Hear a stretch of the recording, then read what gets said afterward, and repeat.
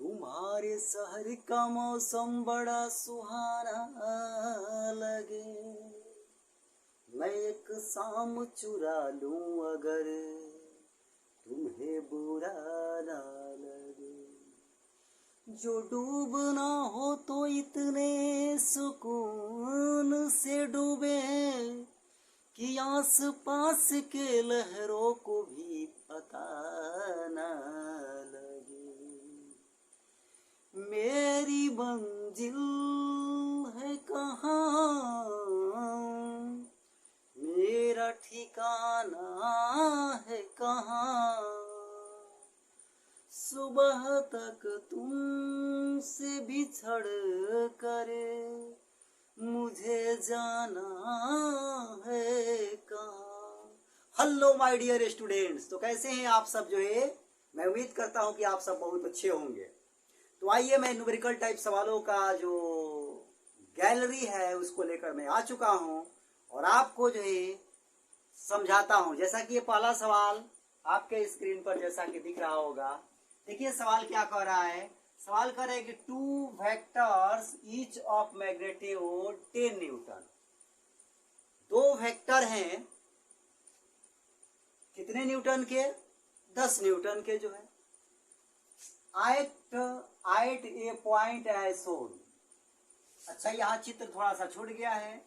जैसा कि ये चित्र में दिखाया गया है कि 2 वेक्टर हैं 10 न्यूटन एंड 10 न्यूटन के, और एक दूसरे से जो है 60 डिग्री के कोण पर है। तो सवाल करेगी फाइंड द रिजल्टेंट।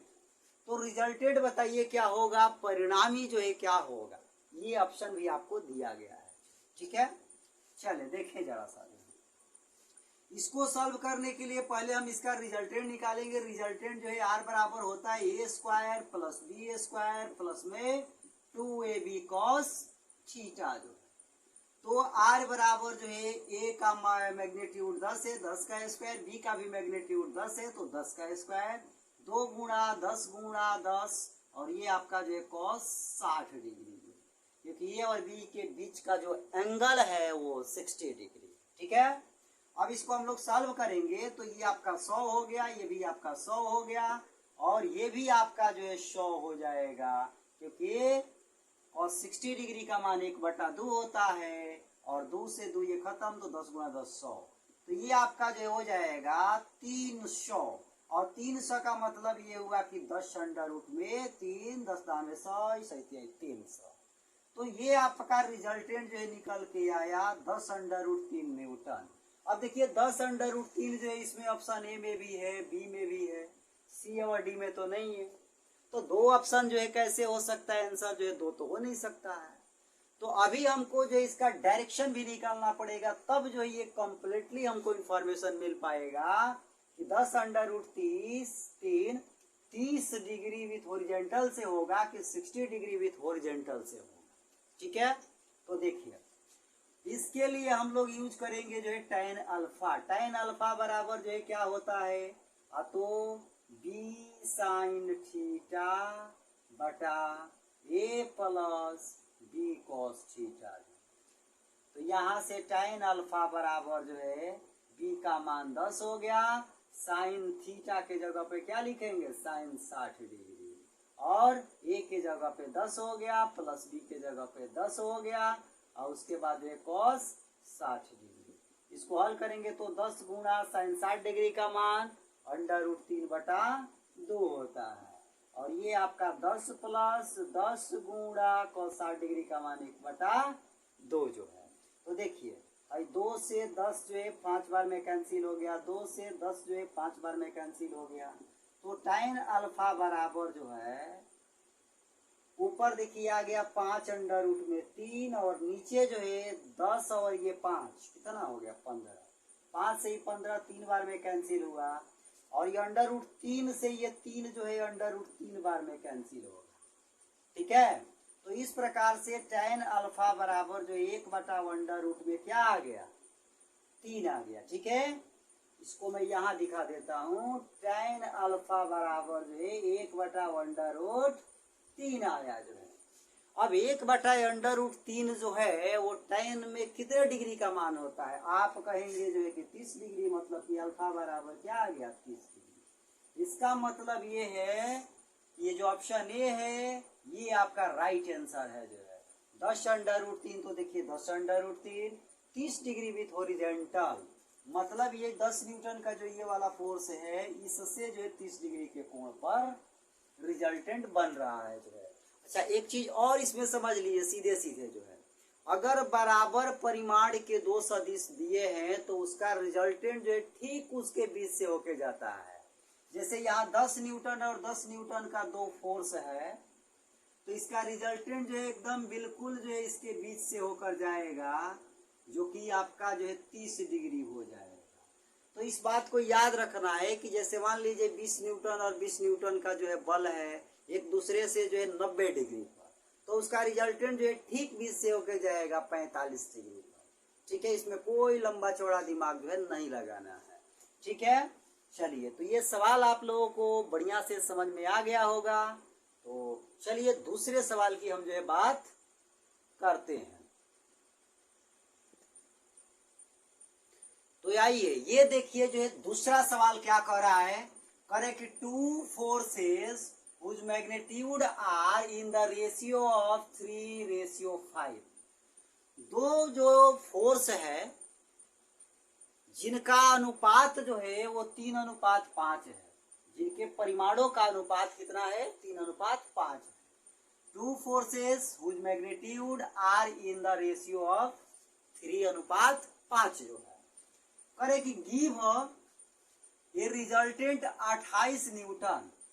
ये जो दोनों फोर्स है मिलकर 28 न्यूटन का परिणामी जो है दे रहा है, रिजल्टेंट दे रहा है जो है। If the angle of inclination is 60 degree, यदि इन दोनों बलों के बीच का कोण जो है 60 डिग्री हो, तो फाइंड मैग्नीट्यूड ईच फोर्स, तो प्रत्येक फोर्स का जो परिमाण है उसको ज्ञात कीजिए क्या होगा।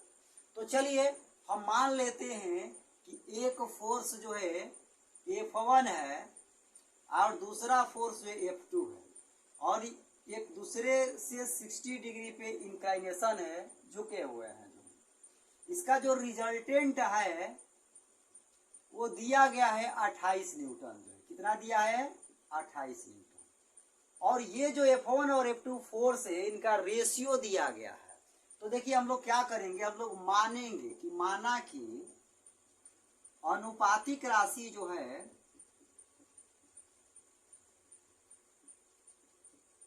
x है। हम मान लेंगे कि ये जो दोनों फोर्स का जो अनुपात दिया है इसमें जो अनुपातिक राशि है वो x है।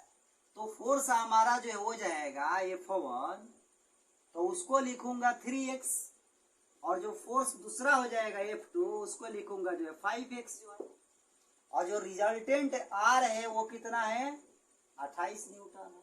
इनके बीच का जो एंगल है वो कितना है? थीटा, और तो 60 डिग्री है। तो इतने डाटा हम लोगों को जो है अवेलेबल है। अब हमको क्या करना है, इस पे फॉर्मूला लगाना है। तो रिजल्टेंट के फॉर्मूला क्या होता है? a² + b² + 2ab cos theta होता है।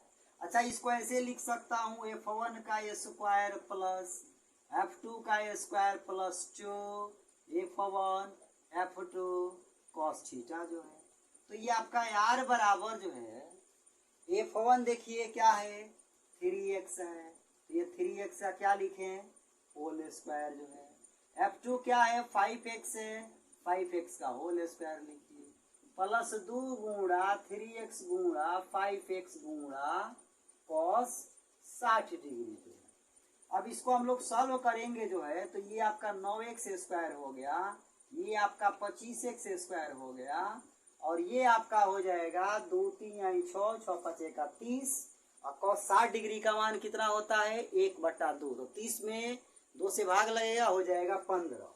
तो ये आपका 2 3 यानी 6 6 5 का 30, और 30 का ये आधा जो है 15। तो ये हो गया 15x² जो है, चूंकि x है।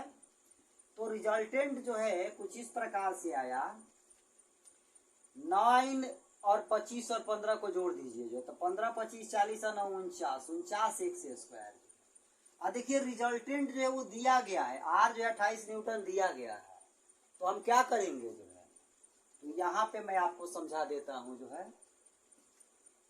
तो इस आर के जगह पर हम लोग लिख देंगे 28 बराबर रूट अंडर जो है ये आपका 49x²।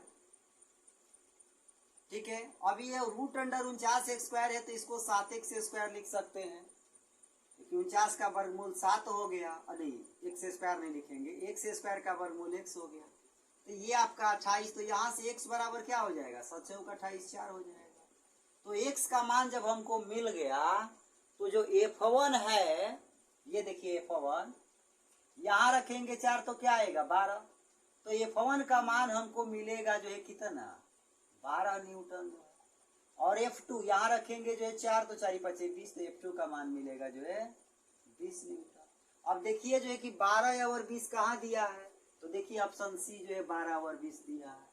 ठीक है, तो बढ़िया से आप समझ चुके होंगे जो है, आप इसको जो है स्क्रीनशॉट ले लीजिए।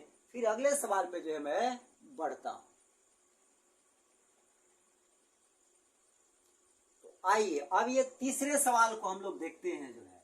तीसरा सवाल कह रहा है कि if a + b, a vector plus b vector का मॉडुलस बराबर है vector a of modulus plus vector b of modulus, then angle between a and b will be. यदि आपको इतना दिया गया है तो आपको बताना है कि a और b के बीच का एंगल जो है कितना होगा, जो है 90 होगा कि 120 होगा कि 0 डिग्री होगा कि 60 डिग्री होगा जो है। तो देखिए हमको क्या गिवन है, हमको गिवन है two given a + b, a vector plus b vector का मॉड बराबर वेक्टर ऑफ a का modulus plus vector of b का मॉडुलस। देखिए थोड़ा सा जो इसका मतलब समझिए, इसका मतलब समझिए क्या है। इसका मतलब जो ये हुआ कि a वेक्टर और b वेक्टर को जो जोड़ा गया है और ये जो है मॉड का जो चिन्ह लगाया गया है, तो a और b वेक्टर को जोड़ने पे जो रिजल्ट आएगा, दो सदिशों को आप जोड़िएगा तो रिजल्ट आएगा। तो a वेक्टर और b वेक्टर को जोड़ दिया गया तो इसका जो है रिजल्ट आया, और वो रिजल्ट भी कैसा आएगा, वेक्टर ही आएगा। और उसके बाद जो है ये आपका मॉड, इसका मतलब कि रिजल्टेंट का ये परिमाण है क्या, ये रिजल्टेंट के परिमाण को बता रहा है। ठीक, किसको बता रहा है, रिजल्टेंट के परिमाण को बता रहा है। अब देखिए जो है, अब ये जो है मॉड में इस प्रकार से लिखा गया है, परिमाण को जब ये बता रहे तो हम सीधे सीधे आर लिख सकते हैं। वैसे ही ये जो है परिमाण को बता रहे तो सीधे सीधे लिख सकते हैं, बी परिमाण को बता रहे तो सीधे सीधे बी लिख सकते हैं। तो आर बराबर a + b हो गया जो है। क्योंकि अगर जो है कहीं ऐसा लिखा गया है कि वेक्टर a का मॉड, तो इसको हम लोग ऐसे भी लिख सकते हैं कि a, इसके ऊपर कोई तीर का चिन्ह नहीं, कोई जो है ये मॉड का चिन्ह नहीं, इसको और इसको दोनों ये एक ही चीज है। तो इसको हम लोग ऐसे लिख सकते हैं, इसको ऐसे लिख सकते हैं, इसको ऐसे लिख सकते हैं। ठीक है, अब ये r बराबर a + b का मतलब क्या हुआ कि जो रिजल्टेंट है हमको a + b मिला है, इसका मतलब कि दो सदिशों को का ये योग है, अधिकतम योग है, मैक्सिमम योग है। ये क्या बता रहा है, मैक्सिमम को बता रहा है। क्योंकि अगर ये r बराबर a - b आता तो ये मिनिमम को बताता, क्योंकि दो सदिशों का अधिकतम योग जो है a + b और न्यूनतम जो है a - b जो है। ठीक है, तो ये मैक्सिमम को जब बता रहा है तो ये स्थितियां कब आती है जो है, तो जब थीटा बराबर 0 डिग्री हो, मतलब कि दोनों सदिश जो है एक ही दिशा में, दोनों सदिश a एंड b जब एक ही दिशा में होंगे तो कोण इनके बीच में थीटा 0 डिग्री बनेगा। अब कोण 0 डिग्री बनेगा तो इसका मतलब ये हुआ कि इसी स्थिति में हमको रिजल्टेंट जो है सबसे अधिक मिलेगा जो है। तो ये जो बात है ये बता रहा है कि थीटा बराबर 0 के लिए, अर्थात दोनों सदिश एक ही दिशा में है, तो ये आपका जो ऑप्शन सी है ये आपका राइट आंसर हो जाएगा। ठीक है, समझ चुके हैं आप। चलिए अगले सवाल की तरफ चलता हूं। आइए चौथे सवाल को देखते हैं। देखिए चौथा सवाल क्या कह रहा है, कह रहा है कि the maximum and minimum magnitude of the resultant of two given vectors are 17 units and 7 units. देखिए कह रहे कि दो सदिश है जिनका अधिकतम और न्यूनतम जो रिजल्टेंट है, जो परिणामी है, वो 17 और 7 दिया हुआ है रिस्पेक्टिवली, क्रमशः जो है। If these two vectors are at right angle to each other, यदि ये दोनों सदिश एक दूसरे से जो है समकोण पर हो, अर्थात 90 डिग्री पर हो, राइट एंगल पर हो, the magnitude of their resultant is, तो रिजल्टेंट का, ये जो दोनों सदिश है इनके रिजल्टेंट से क्या होगा, जो the magnitude of their resultant is 14 होगा, 16 होगा, 18 होगा या 13 होगा जो। ठीक, तो चलिए देखिए समझिए इसको।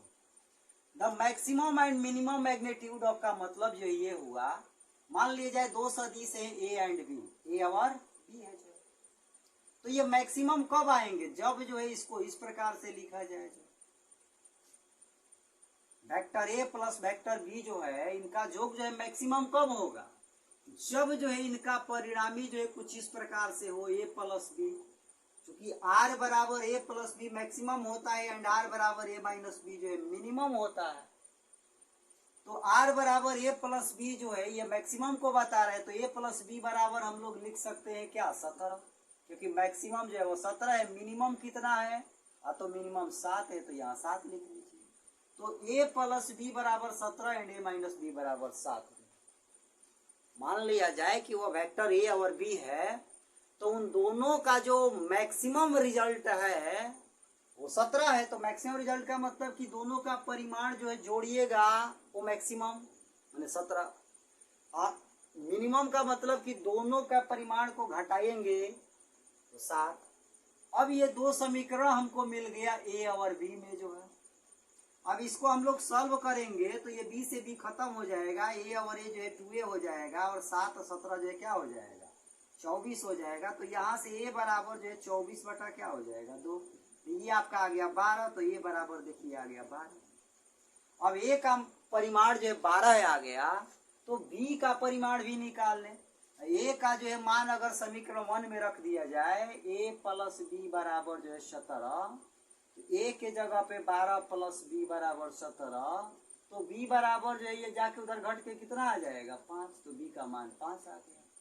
सवाल हमसे पूछा है जो है कि जो दोनों ये फैक्टर्स हैं एक दूसरे से अगर 90 डिग्री पर है, इसका मतलब ये हुआ कि ये जो 12 न्यूटन का जो वेक्टर है और 5 न्यूटन का जो वेक्टर है एक दूसरे से कैसे हैं, तो 90 डिग्री पर है। तो बताना है कि जो इसका रिजल्टेंट जो है क्या होगा, रिजल्टेंट जो ये बताना है। तो अगर ये 12 है ये 5 है, तो इसका जो रिजल्टेंट होगा वो क्या होगा, तो हम जानते हैं जो है कि अगर जो है थीटा बराबर 90 डिग्री हो तो दो सदिशों का जो योग आता है वो रूट अंडर ए का स्क्वायर प्लस में बी का स्क्वायर आता है। अगर थीटा बराबर 0 हो तो दो सदिशों का जो योग का मैग्नीट्यूड आता है वो आपका ए प्लस बी आता है। अगर दो सदिश एक दूसरे से 180 डिग्री के कोण पर हो तो उस स्थिति में जो परिमाण आता है वो आपका क्या आता है, तो ए माइनस बी आता है। तो थीटा बराबर 90 डिग्री पर जो ए स्क्वायर प्लस बी स्क्वायर आता है, इसका मतलब ये हुआ कि 12 का स्क्वायर और प्लस में क्या 5 का स्क्वायर, और 12 का स्क्वायर जो 144 हो गया और 5 का स्क्वायर 25 हो गया। इसको जोड़ेंगे कितना होगा 169, और 169 का वर्गमूल जो हो गया 13। तो ये देखिए option D is the right answer. इसका मतलब ये हुआ ये जो दोनों सदिश है इन दोनों सदिशों का जो रिजल्टेंट है जो परिणामी है वो आपका जो है 13 होगा। क्या होगा 13 होगा। ठीक है, तो मैं उम्मीद करता हूं कि ये सारे सवाल आप बढ़िया से समझ चुके होंगे। फिर भी यदि कोई डाउट रहता है तो आप कमेंट बॉक्स में जरूर कमेंट कीजिए, मैं आपके डाउट को जो है जरूर क्लियर करूंगा। तो चलिए मिलते हैं फिर जो एक नई वीडियो के साथ। तब तक आप अपना पढ़ाई जो है मन लगा के जो ऐसे ही करते रहिए। So thank you very much watching for this video.